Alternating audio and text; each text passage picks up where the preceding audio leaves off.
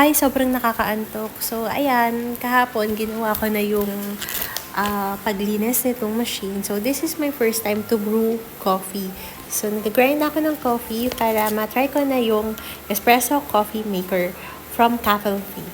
So, ayan, pag open mo siya, automatic na siya mag-preheat. And then, i-repeat ko lang yung steps na ginawa ko yesterday para mas okay yung kalabasan ng coffee. Kasi kapag daw cold yung filter or cold cups, mas lower yung extraction temperature. And it will significantly affect yung quality ng ating espresso.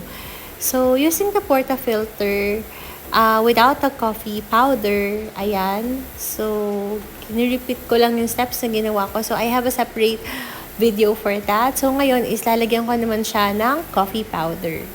So, ito na siya. I also have a separate review for this coffee grinder machine. So, itong spoon na to, kasama na to sa packaging. So, isa siya sa mga accessories, including this portafilter. So, I'll just put, and then, itatamp ko lang siya para ma-ensure na, ayan, ito na siya. Meron pala itong maximum level, guys. So, up until dun lang sa maximum, dun ka lang pwede maglagay ng coffee powder. Yun. So, itatampo na siya. And then, make sure, of course, na hindi siya tatapon. So, try natin. Oh. So, okay yung pagkakatamp natin ng coffee powder. So, we'll proceed. So, itong portafilter, we'll just lock it. Meron naman siyang icon na lock dun sa machine. So, it's perpendicular. And then, I'll be using this clear glass para mas makita niyo yung crema. So, I'll be doing a single espresso or single shot. Meron kasi siyang manual, may double. So, for this one, for the sake of using demo, for this video, I'll be using the single espresso. So, look at that. Guys, it's my first time to use this kind of machine. Sanay kasi ako yung automatic talaga siya. Yung parang mga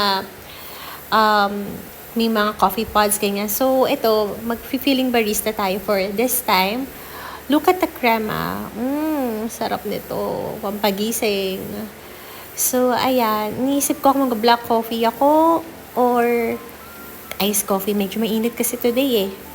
So, habang nag-iisip, I think gusto ko mag-iced coffee. Palamigin lang natin. So, medyo nai-intimidate ako. But, yeah, let's do it. So, steam 1, pag nag-blink daw, it's not yet ready. So, dapat steady na yung light. And then, tatanggalin mo yung pinaka nag-condense na, ano ba tawag dito? This is steam. This is so, you'll do counterclockwise to eliminate the condensed water. So, ngayon is nilagyan ko na ng milk itong ating stainless jug. I don't have the jug, so I'm using this one. So, I asked my partner to do it for me because I'm quite intimidated kapag may mga ganto-gantong pressures. So, ayan. So, please bear with us. It's our first time to use this machine. So, we're just trying it out. So, siguro next time, mas magiging successful kami kapag complete na yung accessory. So, we'll buy stainless mug para yung lalim ng milk is mas matansya namin. So, I'll pour it. Medyo lumamig na yung aking coffee. So, yan. Iced coffee naman yung gagawin natin. So, yan. Lalagyan ko na lang siya ng ice. And then, ayun. I'm not into sugar. So, I'll drink it as it is. Nilagyan ko lang talaga siya ng milk. And then, that's it. I think this machine is pretty straightforward. At first, it's quite intimidating. Tingin ko mapapakinabangan naman talaga namin ito sa bahay. So, I hope you like this video. So, more to come. Sa ating next video, we'll do more coffee. Bye for now!